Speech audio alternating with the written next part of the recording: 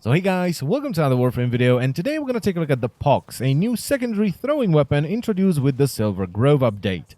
People call this weapon many things: the Infested Ballsack, Juggernaut's Gonads, or my favorite one, the Infesticles. But silly names aside, this is an extremely powerful status weapon. It has a mastery rank requirement of 6, it's completely silent, and it has a fire rate of 2.08 Infesticles per second. The magazine size is very tiny, of only 4 rounds, but the reload time isn't too bad, of only 1 second. Now the good thing about the Pox is that it does 125 raw toxin damage with a 35% status chance. And the 2V polarities aren't too shabby either, so you don't even have to put a lot of Forma onto this weapon to turn it into a complete beast. Now, when the Infesticles collide with the terrain or with enemies, they will burst and leave behind a cloud that will deal decent damage and proc a lot of status. So mechanically, they're fairly similar to the Torrid.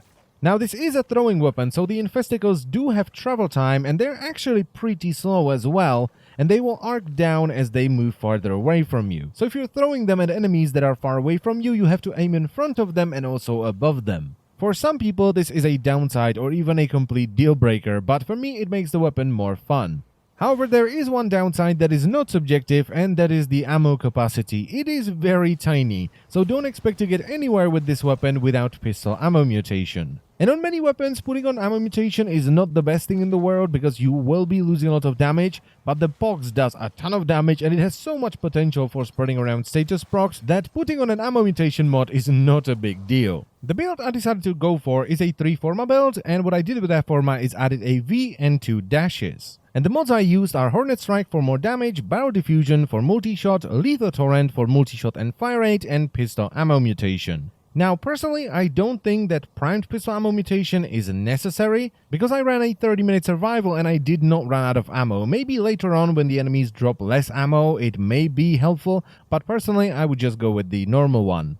Then I've added a little bit of status chance with Jolt and Pistol Pestilence for corrosive damage, and with 2 dual stat mods and 2 multi-shot mods, my status chance is at 98.4%, which is more than enough for this weapon. And then I added a little bit of damage and crowd control with Deep Freeze and Primed Heated Charge for blast damage. Now, blast damage on the Pox is kind of funny. It's not the Sonic Ore or Static Ore kind of funny where the enemies fly into the orbit, but since the weapon leaves a cloud behind, if an enemy is knocked down in that cloud, he's not getting back up, because as soon as he stands up, the blast damage is gonna knock him back down again. So while it may do less damage than it would do with corrosive and heat damage, it's brilliant for crowd controlling groups of enemies. But if you'd like to run corrosive and heat damage, simply replace Deep Freeze with Scorch. On config B, I have a little bit of an experiment with Primed Heated Charge, Scorch, Pistol Pestilence, and Pathogen rounds, so the weapon does raw gas damage. Now, I'm showcasing this on Rhino because it's much better for demonstration. I can throw on Iron Skin, throw on Infesticle, and show you what happens. But ultimately, I want to try this out with Sarin.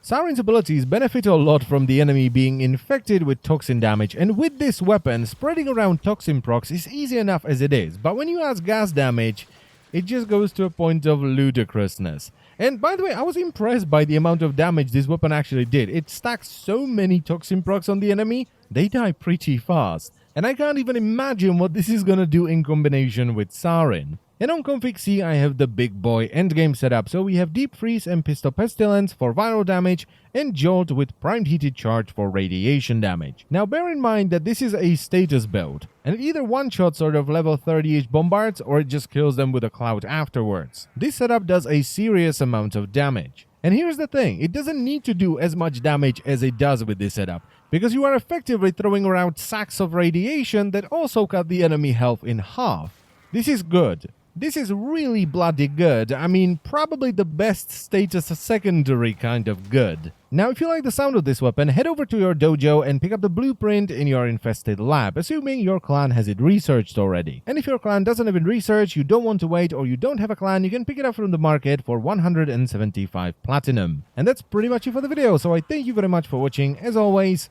and I will see you next time. Bye-bye.